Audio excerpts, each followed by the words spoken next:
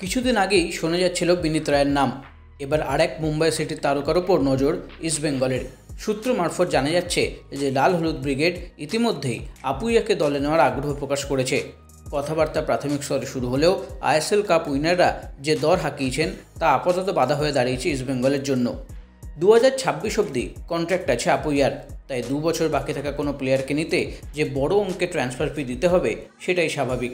টানা 5 বছর আইএসএলে প্রায় 90টির বেশি ম্যাচ খেলার অভিজ্ঞতা আছে আপুইয়ার, তাই আগামী মরশুমের আগে তার সংযুক্তি ইস্টবেঙ্গলকে আরোই মজবুতি করবে।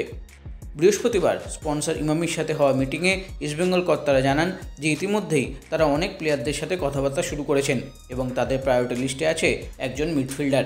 তাই এখন আপুইয়াই সেই মিডফিল্ডার কিনা তা শুধু সময়ই বলবে।